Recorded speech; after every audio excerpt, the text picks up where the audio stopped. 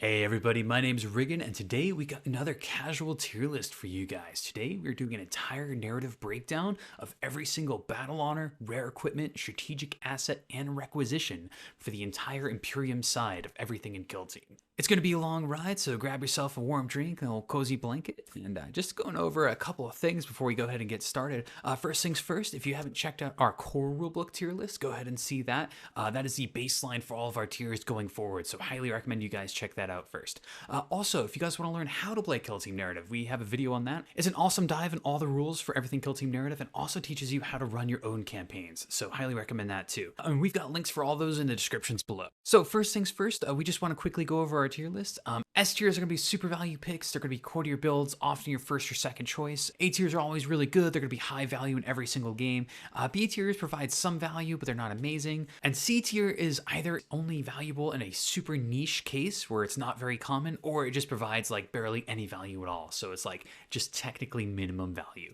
And then lastly, D tiers are traps. They're either effectively useless, they are far too expensive, or they're actually detrimental to your builds. So we're going to be pointing those out along the way. But with that being said, we are diving into the first team, the Novitiates. A little thing I want to go over first with the Novitiates is they do handle just a little bit differently in narrative play. Unlike basically any other team, they're getting a little experimental with these guys, which is cool.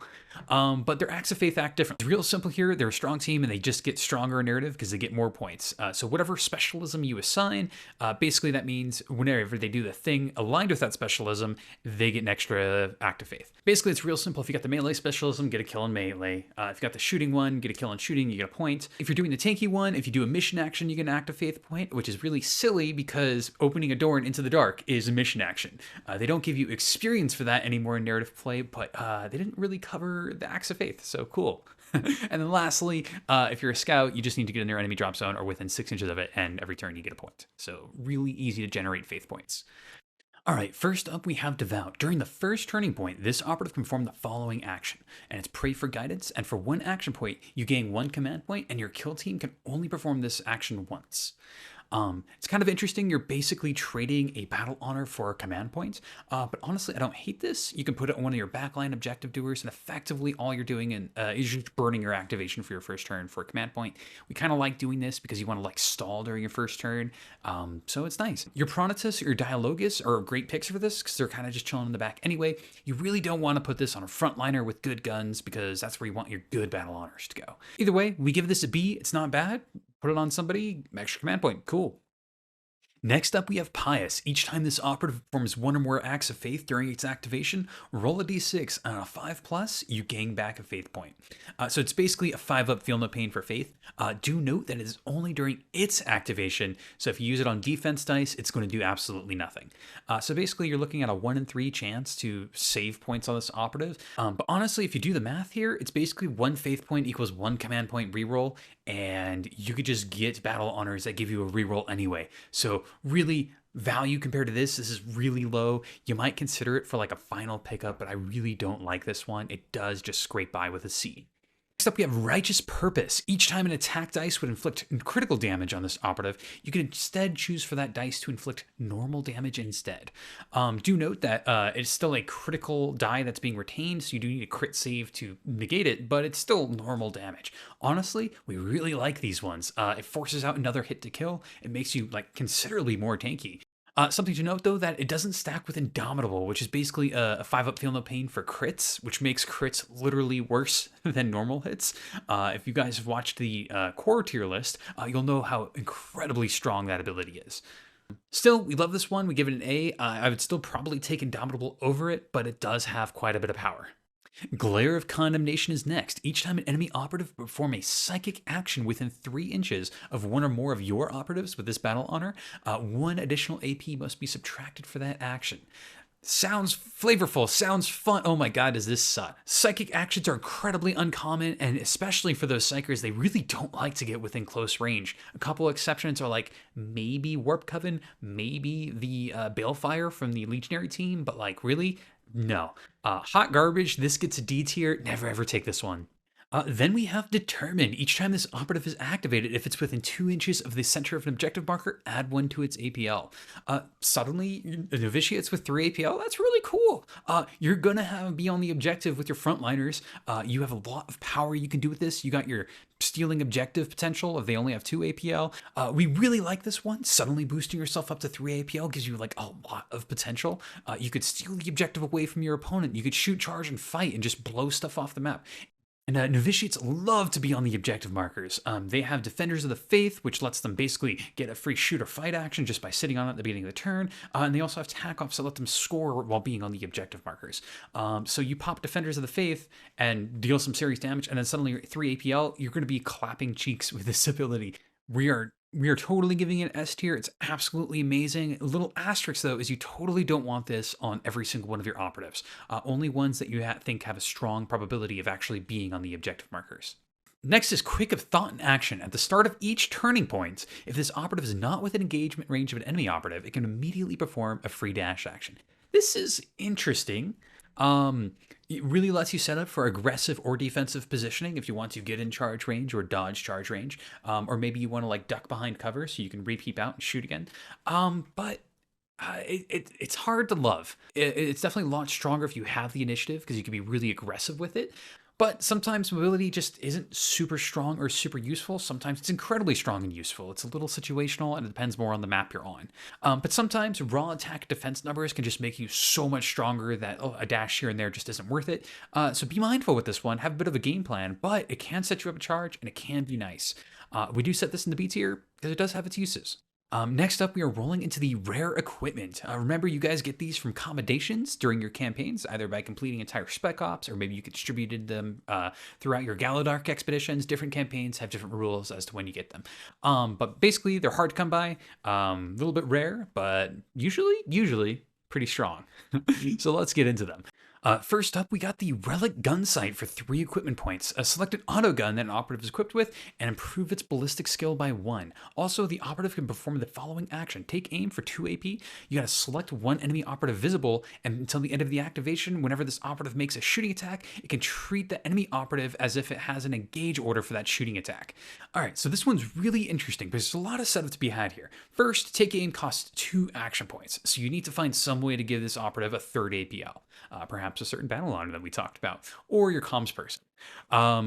With this, you basically get a 2 ballistic steel gun, and if you use sanctified rounds, their strategic deploy, you get a 3/4. So a lot of setup, really expensive, but you get to shoot at anybody you can see, which is incredible. It doesn't matter the order, doesn't matter if it's heavy cover, because they didn't care about that back then, and they never changed the narrative rules. So it's pretty nice. We do recognize that a 3/4 bolter is just not very strong in terms of damage. So if they're shooting at a Space Marine, you're probably not going to deal a lot. If it's a Guardsman, you actually got a pretty good chance to kill. You probably do want to use your Infiltrate scouting option to keep this operative safe until it's finally ready time to shoot, because you are using 3 APL to dedicate to your entire shooting action. So you're not going to have any movement and you're not going to be safe afterwards. But if you do it at the end of the turning point, and then you can follow up next turn at the beginning of the next turning point, potentially, you're going to be in a pretty good place. Something else to consider is you might actually consider putting this on a tanky operative with a lot of tanky battle honors on it. This is going to goad your opponent into basically getting baited. You put them behind cover, you give them staunch battle honors, you make them really difficult to kill, and they're going to waste some shots shooting at you and expose them to the rest of your team. But after all that, we do give this one an A tier. We like it. It's nice. Consider taking it in your games. Following that is the Blessed Blade for 2 equipment points. You basically get to select a Novitiate Blade, and you add 1 to the weapon skill and add 1 to the damage characteristic. This is interesting too because it can only be used on the Militant, which is basically like your warrior of the team. So you are overtly not bringing a specialist, but you're kind of making them a specialist because they have chainswords, which is cool. Well, I would only really consider this on like 1-hit builds. If you want to like pop that 7 wound threshold and charge her in and try to go for that 1-hit kill. You can pump that up to 8 if you get really spicy with it. But it still only has 4 attacks. So you're probably going to get wrecked by Space Marines. You can even be parried out if you're not too careful. Still, it is nice. We give this a B. And yeah. Next, we got the Blessed Incense for 2 equipment points. This goes on your Preceptor, so the girl with the 5/5 mace. And it gives the mace the rending critical hit roll and the brutal special hit roll. This is not good. So first of all, the mace is 5/5. So crits don't give you any extra damage. You can do a crit build, but eh. And brutal is bad. You almost never use it. Sometimes it's helpful, sure. And stun isn't bad. Why? Because you just kill things. So stun barely matters at all. And lastly, rending doesn't stack with Inferno. Basically, it's if you score any amount of crits, so extra crits don't give you any extra Inferno. So we give this one a D tier. Yes, it does give you benefits, but like at the cost of rare equipment slot and such a minimal value, this is a trap. Don't take it. It sucks. Moving on. Following that are Inferno rounds. Select an auto gun or auto pistol this operative is equipped with. That operative gains the Inferno 1 critical special hit roll for the battle. Guess what? Inferno sucks. It's a 50-50% chance to deal 1 damage at the end of the turning point after basically when it matters a whole heck of a lot less. This seldom makes a difference. Total waste of rare equipment. And oh my god, it costs 3. It's really expensive. D tier, never take this. Saint Tush Cloth is next for 2 equipment points. On the Reliquarius, which is the person who basically gives that aura where on a when you die, on roll a d6 and on a 4+, you can make a shoot action on death. Pretty cool ability. And it adds 3 inches to that ability. So you're going to go up from 6 inches to 9, which is respectable and huge. It's still only a 50-50% chance to shoot, and it's gonna maybe not make any difference. It is a huge range, so if you put it on your metal map, you might be covering a lot of your models. If it's into the dark, you might not be getting any more models anyway. The other thing is this model can kind of hang in the back lines and support your models who are on the front line and give them extra shooting shots while still being safe herself. So kind of a cool ability. We do put this in the niche tier. You really have to do a lot of setup, more so than other equipment. So be careful with this one. You're not going to be guaranteed value, but it's interesting.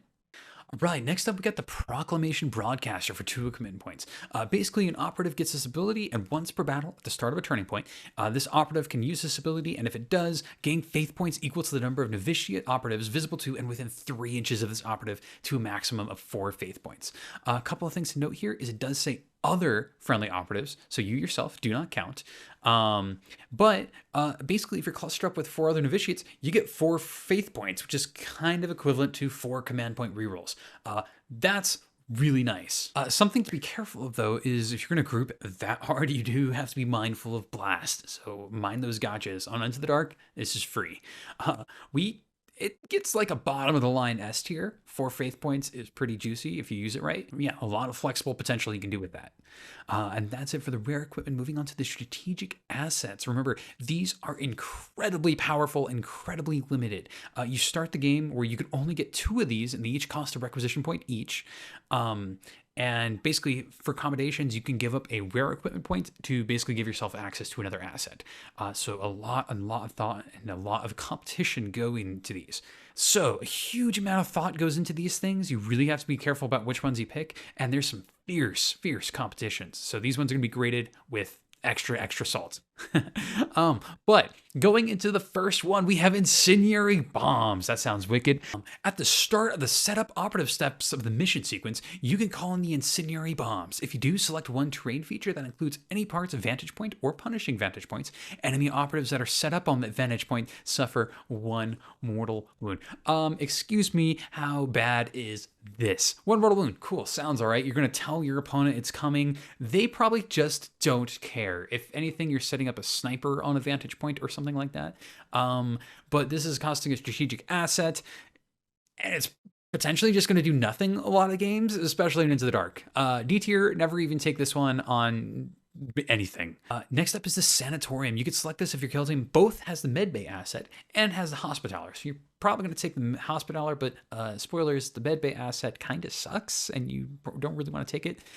Fight me on this, but basically you don't want to be banking on your operatives dying. You really want to invest on your operatives not dying, preventative medicine, wink, by being like just strong AF and kicking butt and killing your opponent before you get killed.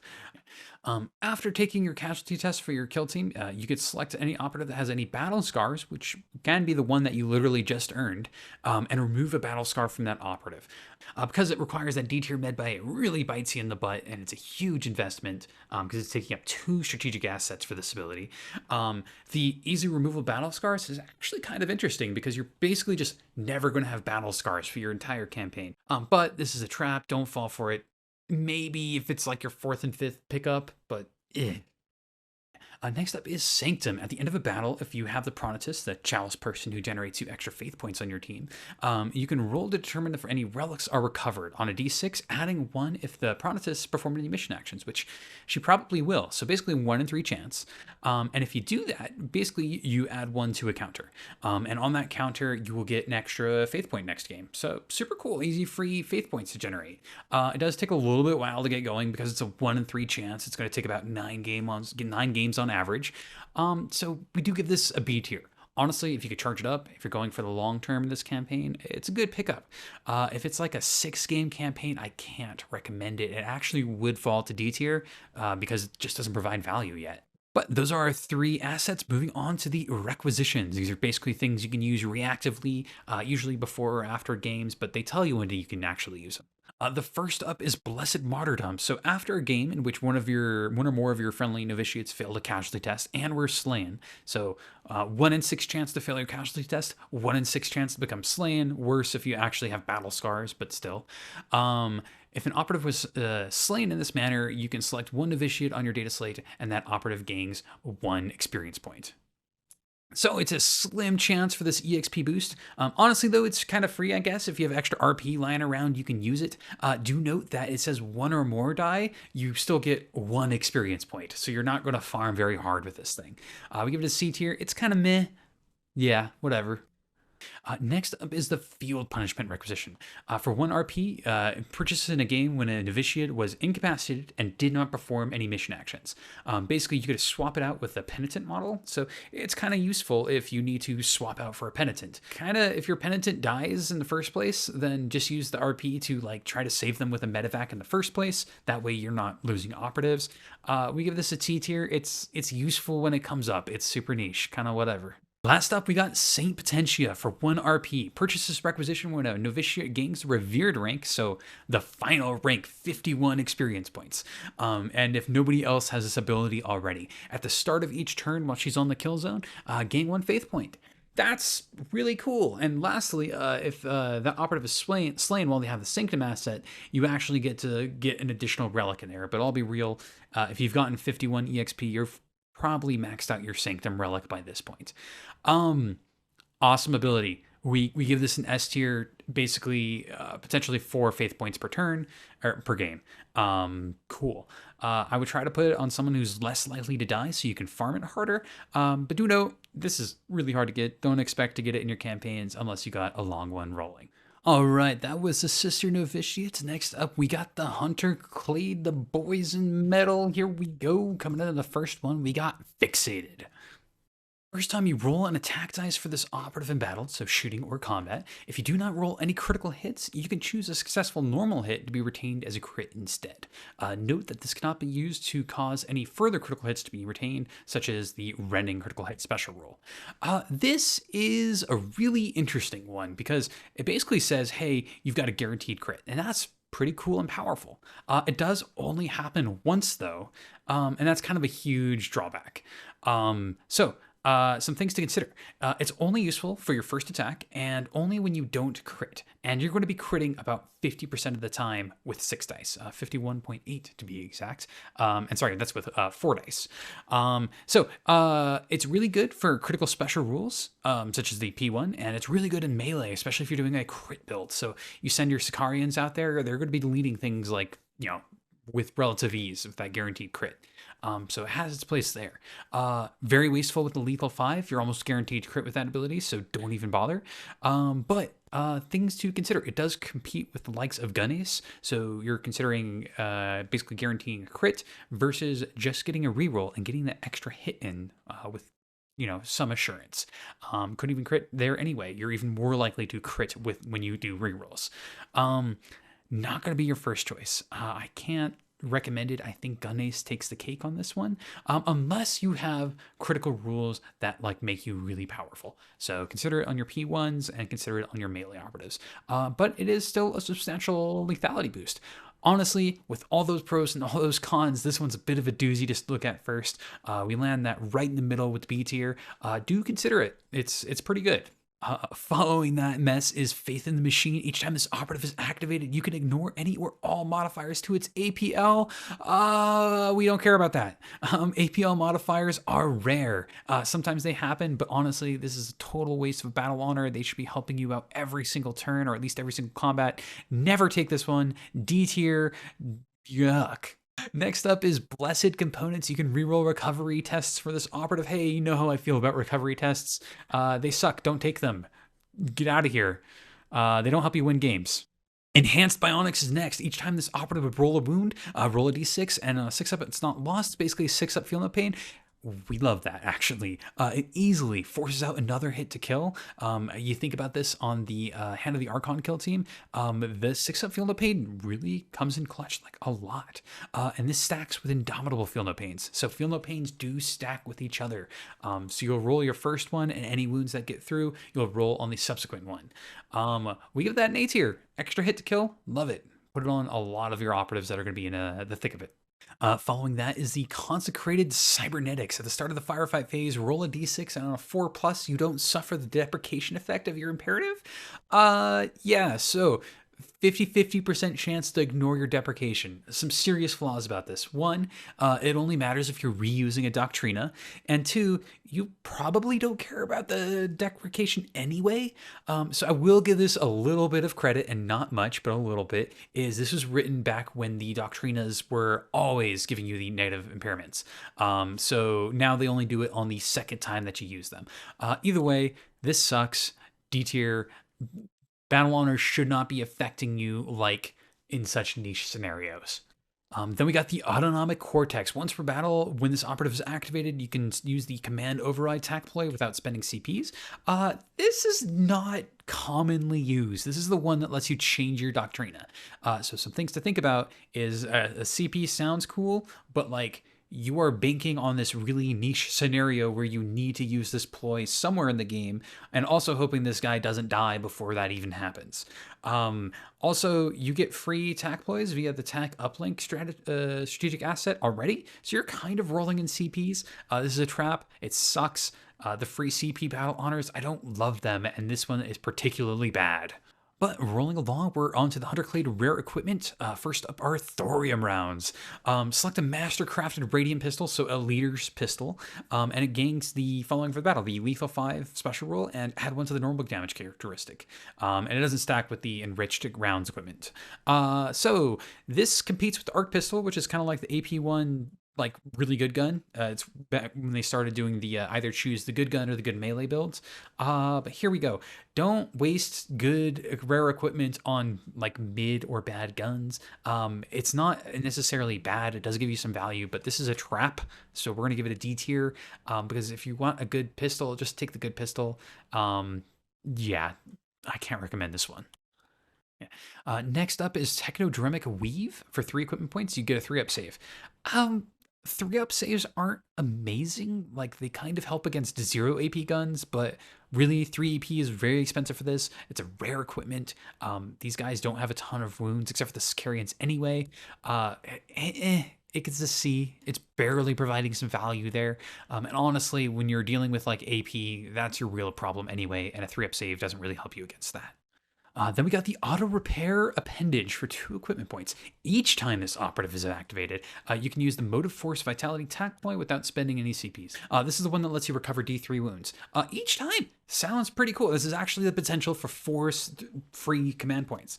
However, there's a lot of nicheness to be set up here. Yeah, so basically, you need to A, be shot, but then B, not die by the time your next turn comes around. And so The odds of that happening are slim. You'd probably put it on the Sicarians before anybody would do it in melee and actually get some chip damage in. But especially on open mer boards, they're probably going to get shot not once but twice, and they're going to be taken down, focus targeted by their priority. So you're either going to be probably at full health or probably at 0 health. There's not really a lot of in-betweens. I do see some potential for like a tank build where you throw all of your tanky battle honors on it, but honestly, I don't love that at all. I don't think it provides value for your team. This is a waste of your precious rare equipment slot. And you've already got abundant CP and narrative anyway, so you don't need to be wasting it on this. Like you can do it without the rare equipment in the first place. D tier, don't do it. Following this, we got the amplified data emitter for 3 DP or Dictat, which is your comms person. Can use its comms boost, its APL pump, anywhere on the board instead of being visible and within 6 inches of it. This is pretty interesting. It is pretty good. Honestly, letting your commsman sit in the back and basically just pump out its its AP is pretty nice. You are foregoing the equipment that lets them pump out the extra CP for your team, so you are trading that off. This is interesting because you can basically mitigate its need by good positioning. So if you position in the place you want to be, you can give command AP to the people you want to. However, battles are hectic and your game plan falls apart all the time. I will say that on Into the Dark, visibility and positioning is way harder, especially with your lanes. So this instantly goes up a tier because on high visibility boards though, much less so. Really, we do give it a C tier. It's really kind of the high cost and the substitution of good positioning that's getting it for me. You could still make use of this, and I wouldn't be mad if you took this one. Following that is the Omnispectral Analyzer for 3 equipment points. Basically, you get your Surveyor when you use his Omnispecs action, which is like the Can't Be Obscured and the No Cover Spotting action. Whoever's being spotted gets the Relentless Special rule. This is cool because, yeah, you're going to shoot with that guy anyway. Some cool combos you can do with this one. You can use it on yourself because you are within range of yourself. Ignoring Obscure is already super strong on Beta Decima and other maps too. You can also do it with your leader's GA2 combo. So he can like make 2 of your guys GA2, so there's no downtime between your spotting action. And then you can give it whatever you want, Relentless, and have a good spotted action. So give it a B tier. It's pretty cool. Next up, we got the Arc Grenade, which is kind of like a worse crack grenade. It's trading a couple of damage for the stun special rule. You're not likely to kill anything with this, but you could really screw people up with the stun, especially Gellerpox. Gellerpox hate this simple trick. We do give it a B tier. It's basically just another indirect weapon, and so if it means like getting a shot versus not getting a shot, it's a cool thing to take. Next, we got strategic assets. First up, we have Electromagnetic Spectra Storm. Sounds wicked. Basically, during the first turning point when determining line of sight for your opponent, if they're more than 6 inches away from you, they are treated as being in cover. This is actually like sleeper really, really good. It allows for a super aggressive deployment where there's no need for cover unless you have an engage order where you want to like block off visibility. But basically, you could put your conceal order out in the middle of nowhere and it can't be shot. Even better than that is it can't be shot by vantage point because it's not light cover, it's just cover. Super cool. This can be mitigated by basically there being good cover in the first place and you being able to do all the things you want to do anyway, and still being safe about it. So on some maps, you might not see a lot of value in this one. On some maps, it'll actually be really incredible.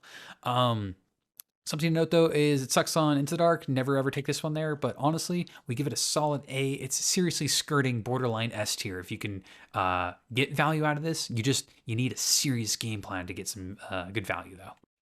Next up is Repair Repository. Automatically repass the recovery test if it's resting. We hate that. It sucks. Huge waste. D tier. No.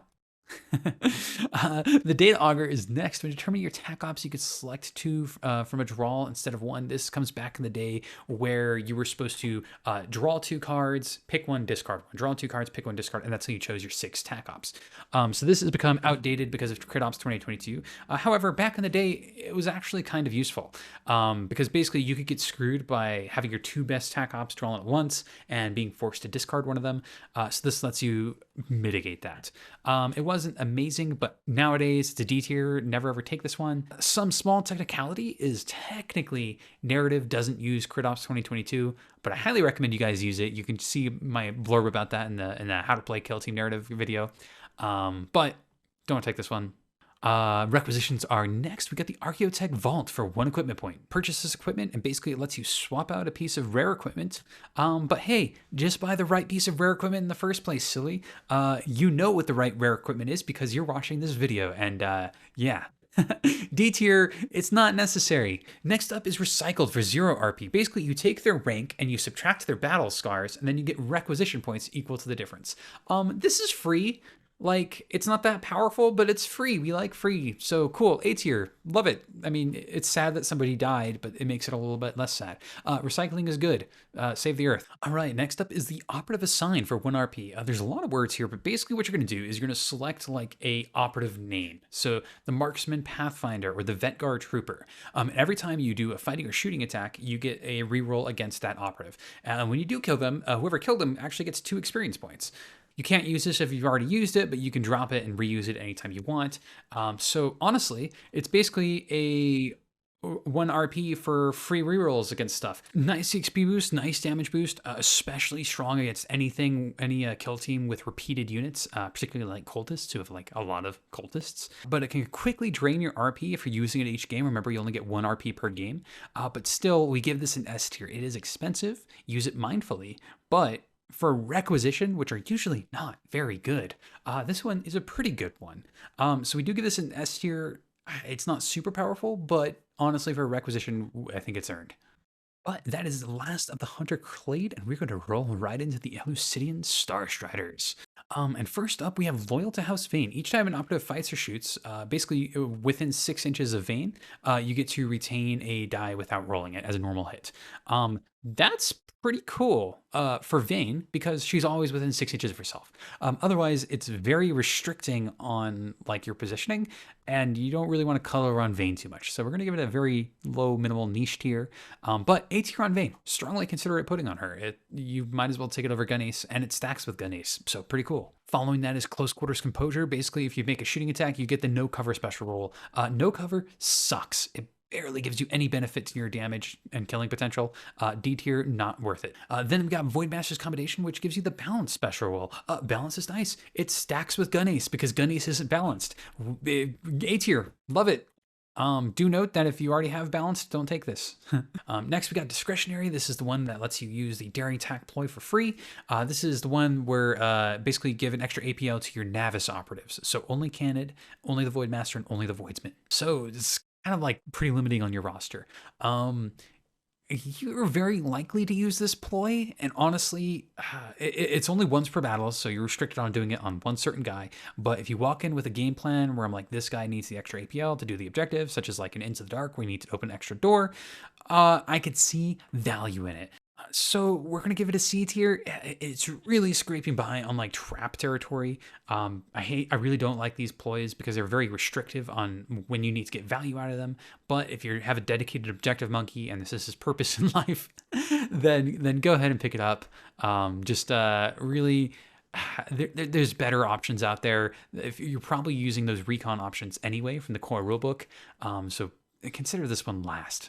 Next up, we got Veteran of the Frontier. Each time a shooting attack is made against this operative, it's within 6 inches of any enemy operative, so not the one that's shooting you, and is more than 3 inches away from your friendlies.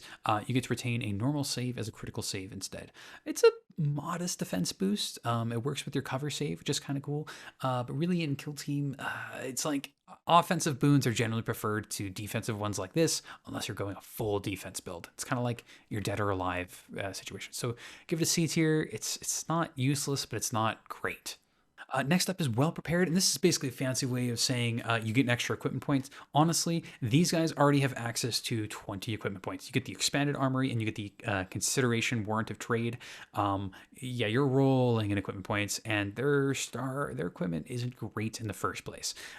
So it gets a D tier. It's a trap. Normally, the +1 equipment points maybe you can scrape by with a C tier, but on this team particularly, no, don't pick it up. But that was our battle honors. Rolling to the rare equipment, we got the Archaeotech Grenade for 4 equipment points. And basically, you get the following grenade: 4 attacks, 2/2, but mortal wounds 3 and lethal 4. Honestly, you could expect about 6 mortal wounds to come off this grade, which is pretty respectable. Like, it is a kill confirm, assuming you get like 2 crits, 50-50 per crit.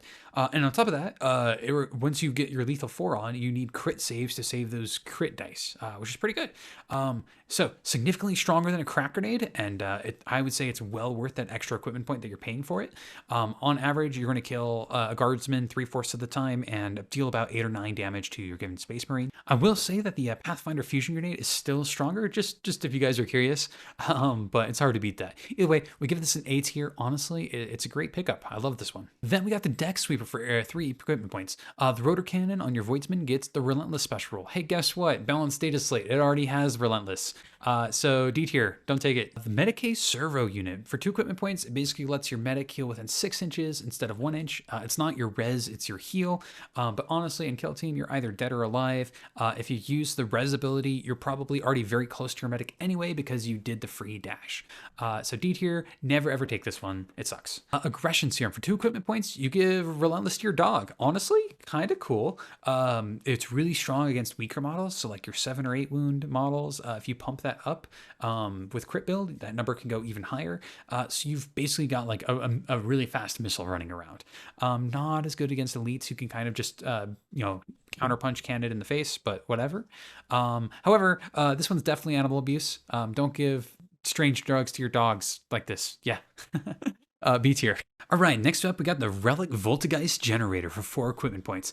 Gives your Electromaster a 3-up invuln save.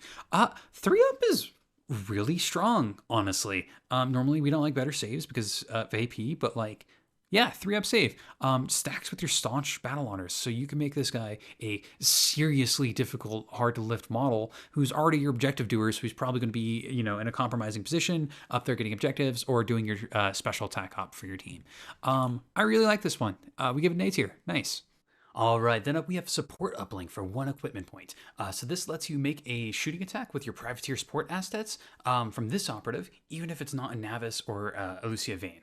And if you do so, enemy operatives are not obscured for that shooting attack. So basically you are enabling another operative to shoot your support assets, which is a little interesting, I guess. But most importantly is you are gaining no obscurement on those shots. So it's kind of niche. It can let you set up some sneaky shots. It's definitely stronger on some maps where obscurement is kind of a big deal, but it's also potentially just useless. The other thing is it could be really easy to just get some serious spawn blasts off. So you could just like say, hey, opponent, I just started the game. Oops, I'm going to blast 7 models in your spawn. Sorry. So unfortunately, it can lead to some serious cheeses. So yeah. With that though, so we give it a B tier just because like the potential is there. It used to be absolutely S tier on Beta Decima before they made the changes to the fog water being you can't be seen rather than obscurement. So this got suddenly way hard nerfed by that, but honestly rightfully so because we actually like to play games with our friends. So a silly equipment, honestly I don't recommend it because it leads to just a very, very cheesy game and I don't think that's super fun, but it is interesting. Rolling right along to our strategic assets. First up, we got the Envoy Strategic. Maybe they wanted to say Strategic Envoy, whatever, it doesn't matter. But basically it lets you use your warrant of trade an additional time instead of 3 times. So what you're effectively doing is you're picking the 4th most effective warrant of trade instead of your top 3. Because it's the 4th best one, it's not that amazing, but it might be good for your final pickup. We do give this a B. Don't pick it up first, but it can be kind of useful, like an extra command point, some extra equipment points. During narrative play, you do like to use those equipment points because you're pumping in a lot of extra rare equipment. Fleet Uplink Booster. A lot of words here, but basically it lets you use your strategic asset once per game, twice in a row. So if you use the Archaeotech Beam, the turn TP1, you can use it on TP2. You may not use it on TP3, but after you've had the cooldown, you can use it on TP4 again. So effectively, you can edge out an additional use of your best gun. Maybe it's your blast one, maybe it's the Archaeotech Beam. So it requires you to shoot your assets every single turn. And sometimes it's easier, sometimes it's harder. On Into the Dark, it's not exactly easy, but we do get this an A tier. It lets you shoot your best asset again. It's just a little bit tricky to use, but you're probably going to make good use out of it. Next up, we got the Family Chronicle. Each time Vane levels up, basically, you multiply her rank ×2, and you can distribute that EXP across your roster. So when you get the Revered rank, you're going to distribute 10 experience points across the roster. When you rank up your first time, only 2. It's an okay experience boost, but honestly, Assets should have like game-shattering strength. This doesn't have this. And in fact, when Lucia is not leveling up, it's just burning a hole in your pocket. So you can make use of this by like purchasing it right before Lucy levels up and then selling it right after for like gaming the system. But it is a trap otherwise if you're not gaming it. So don't pick it up unless you intend to flip it. Right, we got requisitions. First up is negotiate for 1 RP. Basically, this lets you take your spec op and trade one of the bullet points for a different reward. So you can get the best of the rewards possible. Yeah, or you can do the best loot combinations with the easiest spec ops possible. So those best things are going to be your rare equipment and assets and experience points. And then beyond that is basically requisition points. So use it to game the system a little bit. It's kind of nice for 1 RP. I'd pick this up. Yeah, A tier. Next up is Handpicked Retinue for 1 RP. Basically, when Lucy becomes ace rank, so when she has 16 experience points, which is pretty achievable. Whenever you add a Navis to your data slate, you can start them off at 60 XP. This is honestly legitimately awesome. Like, you could battle on it for free for your Navis bros. It takes a while to get online, but hey, cool, love it, A tier. And lastly, we have trade for 1 RP. Basically, what you're going to do is take your current equipment, trade however much of it you like, and exchange it for an equivalent equipment point value of new rare equipment. Or, and I do say the word or, you could take one of your strategic assets and swap them out for other strategic assets. Hey, guess what? If you want more equipment, just buy it. Don't play this stupid game. And also, guess what? You could swap out your assets at any time you want. Basically, you drop them before or after a game and bring in a new one. You don't need this. It gets a D tier. All right, moving right along, we got the Exaction Squad, the Judge Dredd space cops of the future that are, for all the reasons, just as scary. All right, the first battle honor we got is Obstinate. The first, basically, it's lethal 5 on your defense rolls. So it is a modest increase to tankiness. I don't really love it. I think there's other things that are out there that are much stronger. It really has its niche where it is not effective against like very strong guns, such as your plasma guns. A lot of dice or AP it falls flat on, and there's just better defensive options out there, such as Indomitable. Speaking of which, it has bad synergy with Indomitable. You could take it as kind of a later pickup, but I really wouldn't bid it first. I want to give it a C. It has kind of just minimal helpfulness. The cool news is it does stack with your rerolls. Exaction Squad does have invalid jurisdiction, so there's a little bit of synergy there. Then we got Precinct Champion. Improve your weapon skill with melee weapons by 1 to a max of 2. This is awesome on your subjugators. Suddenly give them a 3-up, actually makes them a really respectable model. And they're really valuable. So I honestly really like this one. I give it an easy A, although only put this on your good melee models. Obviously, nobody else should have this. One small thing is I would easily take this, probably as your first pick. It is better than the reroll in the core book with blade work that you get. Next up is Rigid Determination, which basically lets you explore ballistic and weapon skill modifiers with weapons you're equipped with.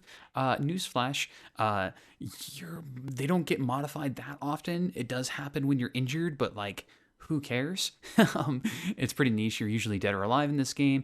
You might consider it on your medic, but honestly, just buy the flash visor. It costs 1 equipment point, and if you take the expanded armory, which is one of the better assets, you're not going to need it. This is a trap. Don't waste your effort. D tier. Then we have No Lenience, which when you're fighting an enemy that is not in cover, ranged weapons you're equipped with have the Lethal 5 special rule.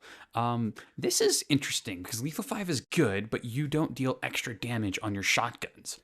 So if you break down the math, it is actually pretty darn good against elites. You're going to punch through and force them to roll crit saves or get basically nothing, but it's very minimal against a 5-up save. So this is kind of one of the know your matchups ones. Even still, you're only about 10% more likely to deal 4 damage as a minimum with your shotgun. You've got about a 65% chance without the perk and a 74% chance with the perk. And then here's the like dealing 8 damage with your shotguns against an elite. You only have a 26% chance to do it normally, and then a 32% chance when you have this perk. So decent buff, but still, Gun Ace is simply better, so you're taking that first every time. So we give it a C. It is a niche tier, only good against the elite matchup. Following that, we got Judicious Efficiency. For the purposes of Ruthless Efficiency, you do not to be within 6 inches of this operative. So they have the Exaction Squad has the ability where they can basically shoot into engagement range so long as they're within 6 inches of that operative. This lets it be global. It's maybe worth taking on your long range guns, your sniper, but something to keep in mind is this doesn't let you ignore orders. So if the intended target has a conceal order and your operative is providing cover, you may not be able to shoot them. So you might, depending on the team, have some trouble getting out of it. Even still, this is kind of a cool ability, but also kind of niche. You're probably only going to pop off with it when your subjugators are charging in the front line or something like that. Or it is really strong against melee teams and easily gets like probably even an A tier against melee teams. So something to think about, but I don't really love this one. So niche tier. Then we got Priority Endowment. Cool name, basically just gives you an extra equipment point. These are always pretty meh, and honestly, Exaction Squad has pretty bad equipment, so we throw this in the C tier. It's minimal value. And that's it for Battle Honor. So moving to the rare equipment. First up, we have the Flak Weave Greatcoat for 2 equipment points. This is basically just -1 damage from all sources, and that is awesome. Easily forces out an extra hit to kill, easy boost to tankiness, and it stacks with other staunch things. Awesome choice for your leader. You can make him an insanely tanky monster on the battlefield. Easy A tier. Love this one. Then up, we have the Executioner Rounds for 1 equipment point. And basically, this lets you have a toggle switch on your gun for 1 action point. And you can turn it into a 3/4 bolter with the no cover special rule, and it hits on 2s instead of 3s, which is kind of interesting. And here, yeah, it's just telling you can change your weapon. And you could start with whichever one you want at the beginning of the battle, so you're not locked in if you take this equipment. Honestly, hitting on 2, like a bolter hitting on 2s, it's not a very strong gun. It does give you another long-range threat, which is really important on this team. They don't have a ton of those things, but yeah. And then also, it's not as good at Into the Dark because you're kind of close quarters in there anyway. I give it a B tier. You can find a use for it. It's pretty darn cheap, but it's not super powerful, so it's probably not going to be one of my first pickups. Then up, we have the Relic Silencer, which lets you select a shot pistol or scope shot pistol that you start the battle with, and it basically gives it the silent special rule. Silence, cool, but honestly, the shot pistols are really weak. So don't waste rare equipment on weak guns. It's kind of expensive as it is. Give that a C tier. It's just minimal value. Maybe if you're rolling in it, but you're probably not going to be rolling that much in it. The next one is interesting. We got the Last Breath Gas Bomb for 2 equipment points. So basically, this is a grenade you can throw. It's damage 1/3, but has the blast 3 inches. And lethal 5 special rules. So you're going to be hitting a lot of stuff with this, and you're doing a lot of crits. So it has a huge range, but the drawback is it's very minimal damage. You're probably going to kill anything with this, but you're going to do a lot of chip damage. Gellerpox hate this one simple trick, especially in narrative. Oh my god, if you have a Gellerpox player, and I played Gellerpox in a narrative, they get extra bugs. This is your bug grenade. You will laugh and they will cry. You're going to have a good time. But ultimately, I got to give this a trap. Doing that much chip damage is probably just, you're going to run out there, you're going to get killed, maybe deal very minimal damage to a few models, and you're going to be behind in this battle. So don't take this one unless it's against Gellerpox, then it straights up to like literally double S tier. Then we have the Volition Inhibitor for 3 equipment points. While an enemy is within 3 inches of you, worsen their weapon skills and ballistic skills by 1. That's pretty cool. Awesome on your shield bros, especially if you want to slap this on your leader with the Flak Weave Greatcoat and the Staunch Battle Honors. You're going to have a tanky MF on your team. And other cool things is this totally stacks with Injured and it stacks with Overwatch. So you are going to be -3, like up to -3 to their ballistic skills. And basically they'd only be hitting on 6s, which is kind of ridiculous. Something weird to note is that psychic weapons, such as the Legionary's Balefire Acolyte, so whenever cast that fireball, that is a psychic weapon. It is not an equipped weapon. Nowhere does it say this operative is equipped with this weapon. Unlike something like the Crack Grenade, where it explicitly does say you are equipped with this weapon. So note that those specific weapons are not affected. Same goes for the Injury, and then also same goes for Overwatch. You're not equipped with it, so you can't shoot it in Overwatch. Same thing with strategic assets, such as the StarStriders or the Vet Guard. They're not affected by this. But ultimately, pretty darn good equipment. We give this an A tier. It's going to make you a monster just setting up a tanky bro that your opponent can't kill on the battlefield. Next up, we have the CX-19 Web Agent for 1 equipment point. It gives your Weber a 2-inch torrent special rule for the battle. Okay, so the Weber is basically a single target flamethrower normally, but it has the stun special rule. which is kind of cool. But you know what's better than stunning a target? Just killing a target. So we really don't like the Weber. It is stronger on ITD with this ability because it does give you a lethal 5 special roll, and with that many dice, you're basically guaranteed to stun them without any chance of failure. And so once again, this is an amazing weapon against the Gellerpox. You could laugh at as you just like spray like the movie Hulk when he's getting sprayed by the foam. You're going to be doing the same thing to the Gellerpox, and just they can only charge you, and that's it. They can't follow up with a fight attack. Also strong against cultists too when they give those big boys online. But ultimately, we still give this a D tier. Maybe it gets a little, yeah, it definitely gets a little boost against like these two teams specifically, but honestly, don't pick up a single equipment to counter one singular team unless like there's more than that in your little group that you're playing with. So it's a trap, but proceed with caution. Then up, we got these strategic assets. The first one is Writ of Judgment. After each game, you're going to roll 1d6, adding 2 to the result if you won the game. On a 6 up, gain 1 requisition point. So if you win, you get a 50-50% chance to get a requisition point. Total absolute waste. If you find yourself losing a lot, you're probably going to be hurting for requisition points, but this will help you even less if you're losing. So just no matter how you swing this thing, it's awful. D tier. Then we got the portable bibliocrypt. In the update data slates, basically you're going to add 1 to your recovery tests with operatives after that game. Huge waste of an asset. Assets are super strong. D tier. Don't waste them on your recovery tests. Moving on, we have the Scrutineer class detection suite. This one's a little bit interesting. If you're the defender or you select the fortify option in the scouting step, so that's the one where you get the extra barricade, you get an extra command point. So it's like a conditional extra CP. You can consider this as like a possible final pickup, but there are ones that are way better than this. Obviously the tack uplink, which gives you a free tack ploy every turn. So it's like 4 free tack, like 4 free extra CP with basically no restriction. So possible final pickup, it gets a C tier. It's kind of minimal value. Then up we got the requisitions. The first one is focused adaptation for 1 RP. This is basically fancy for a role change, and you basically stay at the same rank. Kind of cool if somebody dies and you need to replace them with someone who's like less important to you. So we give it a B tier. You know, it's nice. Then up, we have Monopoly on Justice for 1 RP. So you purchase this after a game in which you basically failed to do a step in your spec ops. So you failed to complete a tac op that would have required progress on your spec op.